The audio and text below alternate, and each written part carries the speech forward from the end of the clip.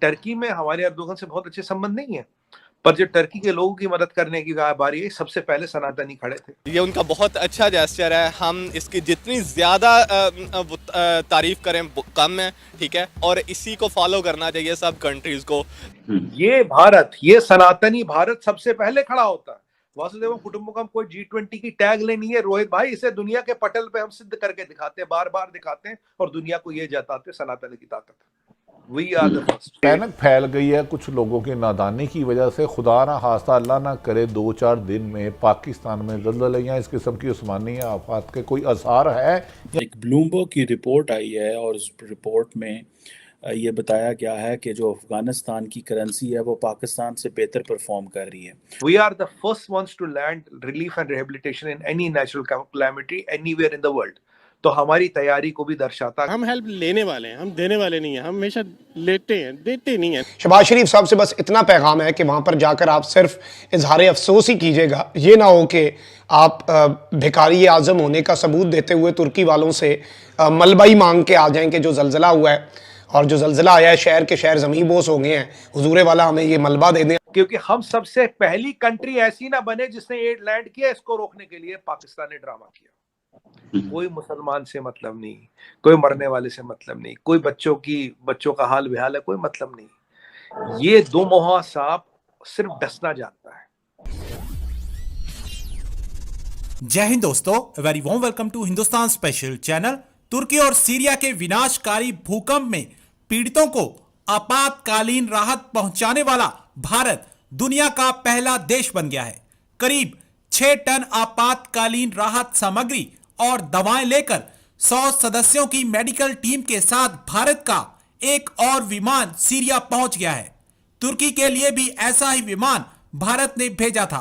Indian air force के इस विमान के रवाना होने के बाद विदेश मंत्री एस जयशंकर ने ट्वीट करके यह जानकारी साझा की है। उन्होंने बताया कि 6 टन आपातकालीन राहत सहायता लेकर भारत के इस विमान ने सीरिया के लिए उड़ान भरी है। सीरिया के लिए भेजे इस विमान में जीवन रक्षक दवाएं और आपातकालीन चिकित्सा वस्तुएं शामिल हैं।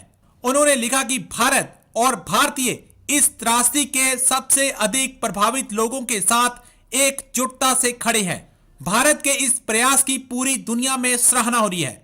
रोहित भाई, भारत पहली कंट्री है जिसने एड रवाना किया। यूक्रेन में 70 जहाज उड़ाने वाला केवल भारत है एड के। बम बारूद और आरपीजी के नहीं।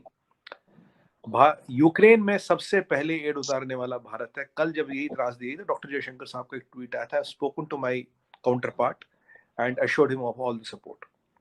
टर्की हमारे कसीदे पढ़ रहा है। और यहाँ में थोड़ा before we go into details, यहाँ एक 2 मुहा सांप भी है, 2 मुंह वाला सांप। देखिए, सांप का आगे मुंह होता है, पीछे दुम होती है, तो सांप पकड़ने वाले ये दबा देते हैं सर और सांप को पकड़ते हैं। पर अगर 2 मुंहों वाला सांप हो जो आगे से भी काटतो पीछे से भी काटतो, उसका क्या करे? ये 2 मुंहों वाला सांप है पाकिस्तान। सुबह इसने हमें अपनी एयर स्पेस डिनाई कर दी। मैं इस पे भी आऊंगा क्यों कर दी, क्या कारण है, क्यों नहीं, क्यों करी। रोहित भाई, हमने बोला कि हमें टर्की एड पहुंचाना, आप हमें जगह दे दो एयर स्पेस, तो हमें थोड़ा घूम के जाना पड़ा। 1-2 घंटे का सफर बढ़ गया। 2 CV-17 हरक्यूलिस सप्लाई, रिलीफ, खाना पीना, मेडिसिन लेके जा चुके हैं। अब यहाँ पाकिस्तान को तकलीफ क्या हुई? आपको याद होगा, पाकिस्तान जब हमें अफगानिस्तान में एड भेजना था तब भी इन्होंने टांग अड़ाई थी। फिर हमें छबार के थ्रू एड भेजना पड़ा। और ये जो मुसलमान की बात करते हो, उम्मा की बात करते, मुसलमानियत की बात करते, इन जैसा फर्जी लाल दुनिया में कोई नहीं। भाई, टर्की में तो 90% और 98% तो मुसलमान है, एड देने क्यों नहीं दे रहे? अफगानिस्तान में तो सारा मुसलमान है, उसको एड देने क्यों नहीं दे रहे? जो मुसलमान के ठेकेदार बनते हैं, ये देखिए, आज उम्मा का कोई मेंबर एक्टिव नहीं है। उम्मा के मेंबर सो रहे हैं। चाइनात को तो देखें, ना उनका खुदा ना खुदा, वो तो किसी को कुछ नहीं देते। आज एयर स्पेस इसलिए रोकी गई रोहित भाई, ताकि भारत को रुकावट बनाने से रोका जाए।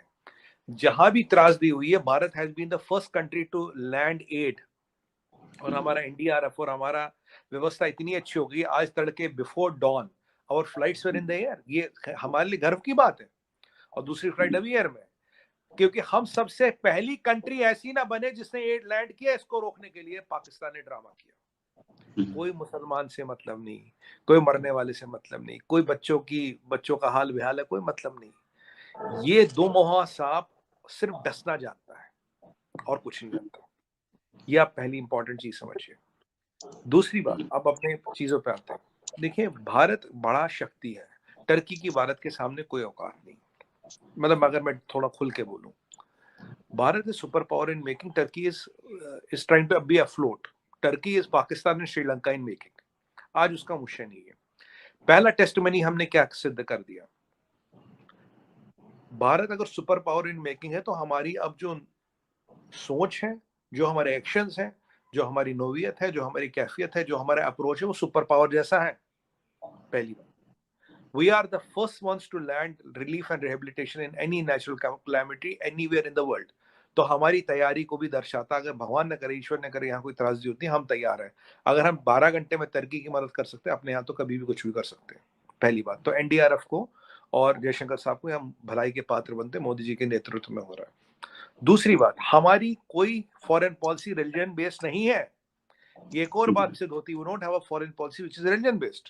अगर रिलीजन बेस्ड होती तो टर्की का मदद करने की तो जरूरत थी नहीं। तीसरी बात, हम एडमिनिस्ट्रेशन और लोगों को अलग रखते हैं। तालिबानों को हम रिकॉग्नाइज नहीं करते, पर अफगानिस्तान में वीट भी भेजा, दवाइयां भी भेजी, वैक्सीन भी भेजी, आटा भी भेजा, गेहूं भी भेजा, सब कुछ भेजा। और टर्की में हमारे एर्दोगन से बहुत अच्छे संबंध नहीं है, पर जब टर्की के लोगों की मदद करने की बारी है, सबसे पहले सनातनी खड़े थे। सबसे पहले खड़े थे वासुदेवम कुटुंबकम वाले, सर्वे संतु निरामय वाले, तमसो मां ज्योतिर्गमय वाले। ये भारत, ये सनातनी भारत सबसे पहले खड़ा होता है। वासुदेवम कुटुंबकम कोई G20 की टैग ले नहीं है रोहित भाई, इसे दुनिया के पटल पे हम सिद्ध करके दिखाते हैं, बार बार दिखाते हैं और दुनिया को ये जताते सनातन की ताकत। We are the first, that is point number 2। So no religion based foreign policy. लोगों और प्रशासन में हम फर्क करते हैं, point number 3। Point number 4, geopolitics में कहावत है, कहते हैं if you have the money you can influence the politicians, if you have the oil you can influence the economies, but if you have the food you can buy the people। आज वहाँ खाना और दवाई चाहिए, और सबसे पहले खाना और दवाई, स्नैपर डॉग्स, दवाई, मेडिकल टीम्स बचने वाला कौन है? भारत। आज देखिए अफगानिस्तान में इतना जोर पड़ा अफगानिस्तान तालिबान पे कि वो कह रहे हैं हम भारत के साथ रिलेशन शुरू करना चाहते हैं।